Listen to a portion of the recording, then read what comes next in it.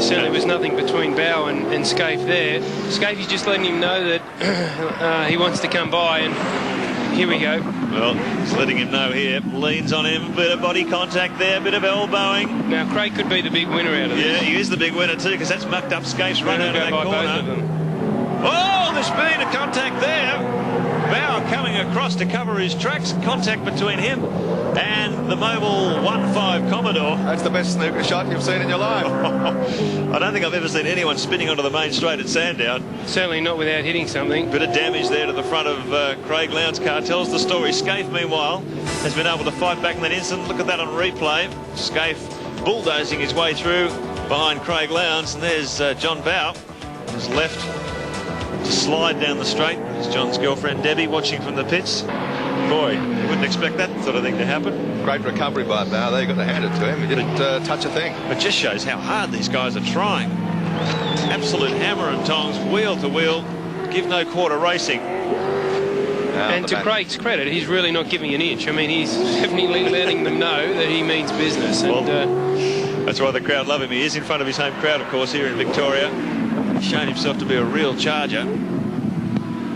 Maybe upsetting a few people along the way, but he's getting the results. You were fearless when you were 21, weren't you, Brad? I was in a former Ford when I was 21. Okay. So Seaton now, 3.75 seconds the gap over this battle, with Mark Scaife and Craig Lowndes in third position. I think it's still Russell Ingall in fourth. And Russell is actually getting quite close. He's only a second or so down. There's the gap there. There's Ingall in the Castrol Commodore with Brock behind him. So Ingall may well climb onto the back of this battle fairly shortly as well.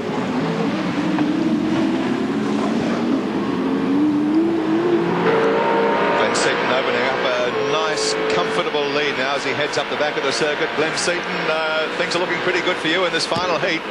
Yeah, so far, Gary, but I would have said that about Bathurst too.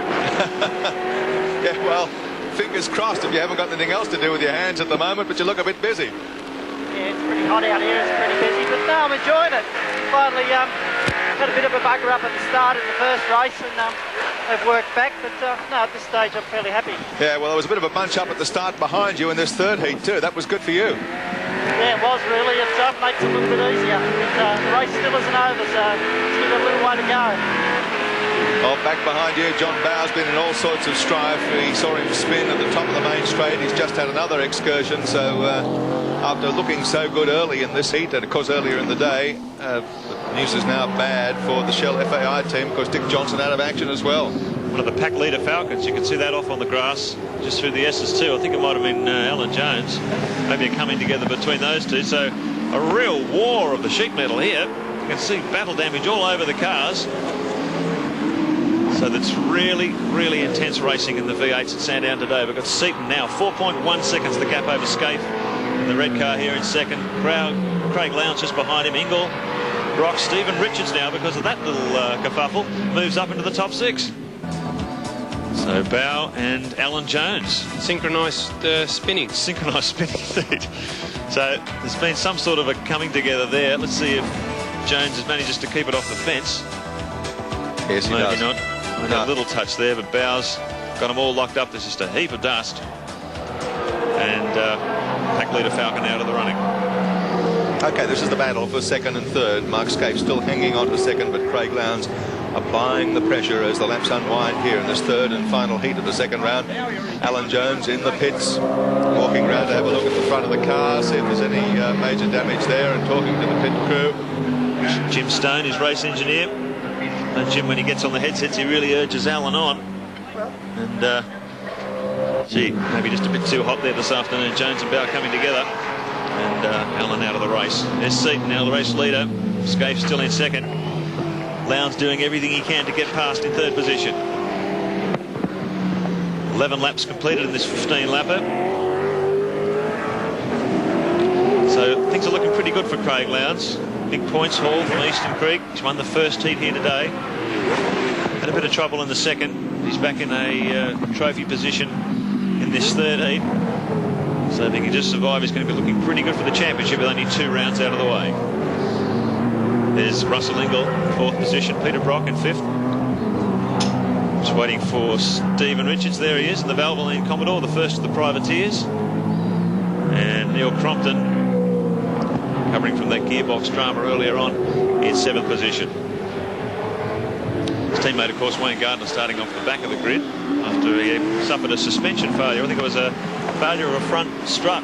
Well, it's a little unusual. Broke the top straight out of the strut, which where it happened at the top of the hill, he was lucky not to go off, as we saw in that second heat. But there's still plenty of action here. These two, there's nothing between them, and Craig's slowly running out of laps. I think that he'll have a lunge at him at some stage. He certainly, you know, looking down the inside there isn't. Well, that last time around, looking at their times, Bradley, Seaton at 14.4. These two going 3 or 4 tenths quicker than that time around. Oh, I think you find that Glenn's got to a point where he's, you know, 3 seconds in front, just watching the mirror, watching the board, making sure that everything's fine and not taking any risks. Where you'll find these two are fighting so hard, they're just egging one another on and just going faster and faster as the laps unwind. Well, Seaton had it out to 4.1 seconds a bit early on. He's dropped back to 2.7 that time around. We'll see if the gap's changed. Has a big look in the rearview mirror to see how those two are carving each other up behind. What he'll do is 2 or 3 times around the circuit, like that one we just saw, he'll look and see what the gap is every lap. And besides having the board to tell him where they are, you just, you know, learn to gap them yourself. So, well, it looks like he's sustaining it now. It's a 2.4, almost 2.5 second gap. So Seaton just controlled it. Look at that turn in at the last possible minute. Lock brake on the unloaded side of Scaife's car, really giving it everything. It's fabulous to see the 94 Australian Touring Car Championship back and back so competitive. Just under 2 laps to go now as they head up the back straight. Glenn Seaton, comfortable leader over Mark Scaife. Craig Lowndes. Lowndes, I think you'll find, will have the points to take this round of the series, even if he doesn't manage to get past Scaife here, but I think he'd like to make certain of it. Scaife showing a lot of race consistency, a lot of very good driving under pressure. Lights ablaze, pick his way through the slower traffic. And coming up to complete 14 laps, 1 to go. So can Scaife survive just 3.1 kilometres of Sandown and hang on to this second place in the last heat? Flat strap down the main straight, 250 kilometres an hour. Lowndes with the brake lights on there, leaving it to the last possible minute now. Pack leader's having an awful day here. Here's Paul Romano, Alan Jones' younger teammate. Big crunch at the front. It's down at XR8 corner. There is some damage there, but he's managed to get going. I suspect he'll come into the pits. So the daughter, Seaton, just dropped it down to 2 seconds now over Scaife. Lowndes in 3rd, Ingle, Brock, Stephen Richards in 6th, Crompton in 7th. Bowes fought his way back to 8th. Gardner and Ellery, Stephen Ellery, the young privateer from Queensland, in 10th position. You hear the front of the cars banging on the ground there. That's a combination of them scooting over the curbs and the amount of downforce that they need to, or that they generate going through that very, very fast part of the circuit. And Craig's just about to have a big go here. He's running out of time very quickly. But I think you'll find Scaife pretty well got him covered. Very tidy. Lowndes tries to get a really quick run out of here onto the straight for the final time. They're not going to be touching Glenn Seaton. Seaton, with his eye on the rearview mirror, knows he's got a comfortable lead. The checkered flag waves for Glenn. And the Ford credit card takes the victory in this Heat 3, round 2 of the Shell Australian Touring Car Championship. And that's a great result for Glenn Seaton, who came off the front row of the grid for the 3rd heat. Thumbs up.